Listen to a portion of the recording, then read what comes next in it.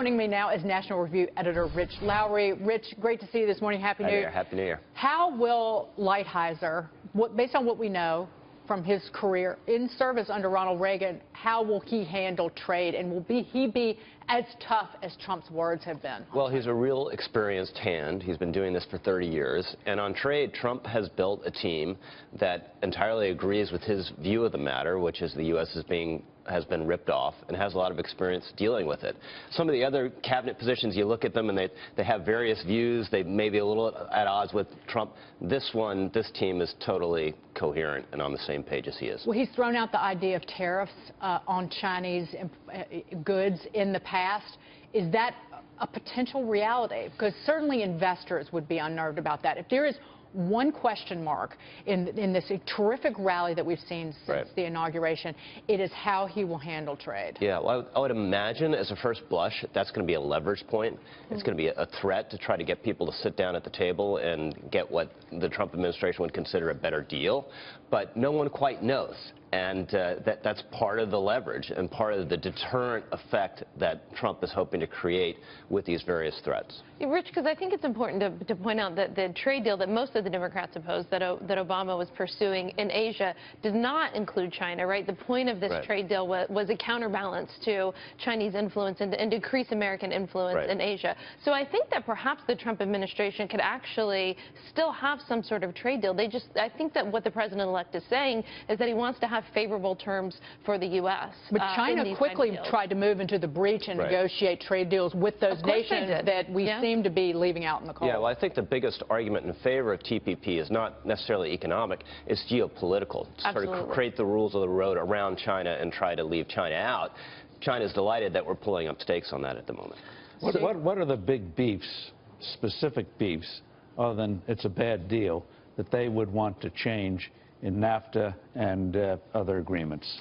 I'm not sure on NAFTA. On China, they believe that China is ripping off our intellectual property, has subsidized its own business in order to hurt the Rust Belt sphere. But those are actually violations of WTO rules and stealing property and things like that. They could move on that and have the applause of everyone.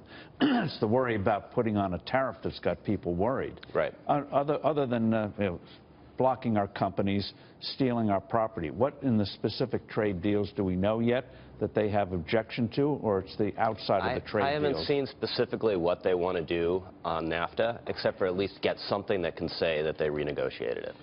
What about currency? Do you see them trying to negotiate? Well, this is going to be interesting because the dollar is getting stronger, which means the trade deficit is going to get higher. And the trade deficit has, that Trump himself and Wilbur Ross especially have focused a lot on that. So it's going to be a paradox. Wilbur Ross has to be waking up with a headache every morning about the dollar getting stronger. So you have now obviously a trade representative who's going to be negotiating these deals with foreign governments and other entities. Who's going to be the most effective in your mind in helping Congress get behind the Trump trade agenda, which we know there's going to be some divisions? Clearly, Paul Ryan is a free trader. Much of the congressional leadership supports the more traditional Republican view on trade. How does Donald Trump negotiate with Congress? Because ironically, one of the few areas of agreement between the Obama White House and the Hill were a lot of these larger trade agreements. Yeah, this is, you look at the sort of the Reaganism that you have on the Hill and the populism you have in the White House. There's about 80%, 70% overlap. But there are areas of major tension, and trade will be one of them. And Paul Ryan is just an orthodox Steve Forbes style free trader, and he's not going to like a lot of this.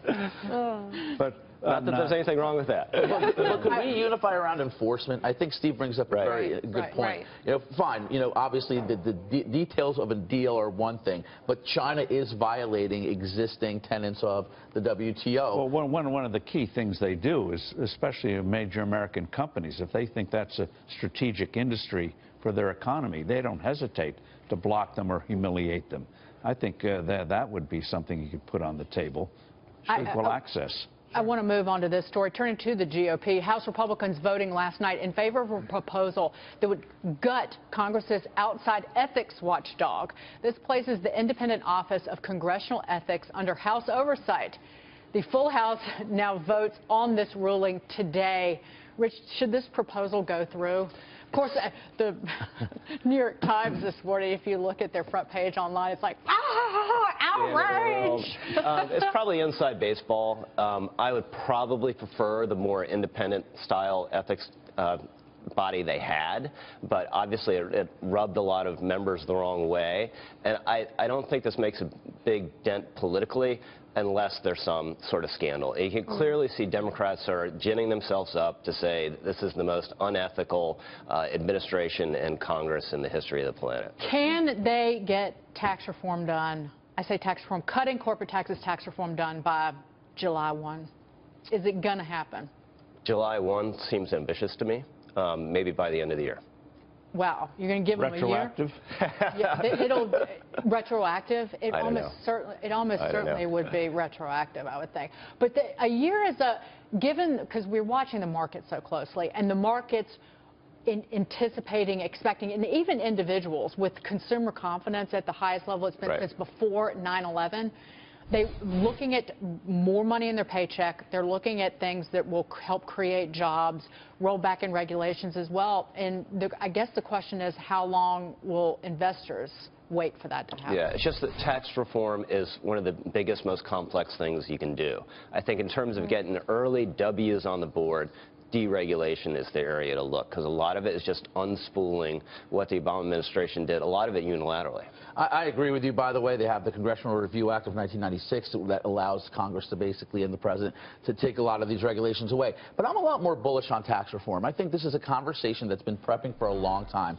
And if they try to do it in a too big to fail way, I agree with you, it's going to hit some roadblocks. But I think on the corporate tax rate especially, there is unification around this idea that as the biggest economy in the world, we shouldn't have the highest corporate tax rate on these companies, and it's better to create a more pleasant environment for them to repatriate profit. That's why Steve Moore, right out of the gate, was advocating getting the corporate tax cut done immediately and quickly, because they could do that and then move on to something a great deal more complicated on the individual side. They got to do something in the individual side almost from the beginning, because if they just do business first, that's not going to sit well politically. And so there's the optics. They have to do something for both personal and business. And Rich, do you hear much talk anymore of having a border adjustment tax? The idea that floats among these House Republicans that putting a tax on American consumers will help our trade? Yeah, you still hear that, and I think that's a possibility where Ryan might consider that a way to get at some of the trade stuff that's less aggressive and potentially harmful than tariffs. So I think that's a real possibility. How would that work, though, quickly? How do you impose that, Steve? In essence, it would be a disguised tariff on imports in, which is why U.S. retailers are saying this is outrageous. They look at VAT rebates overseas and say, okay, why don't we do a similar system You have here? to hate this because it complicates the tax system. It complicates the tax code, and you start right off the bat having industries fighting each other. Some are going to be for it. Retailers are up in arms about it. So why get in a fight at the beginning? Oh, and we haven't even talked about the soda tax that went into effect on January 1 in the city of Philadelphia.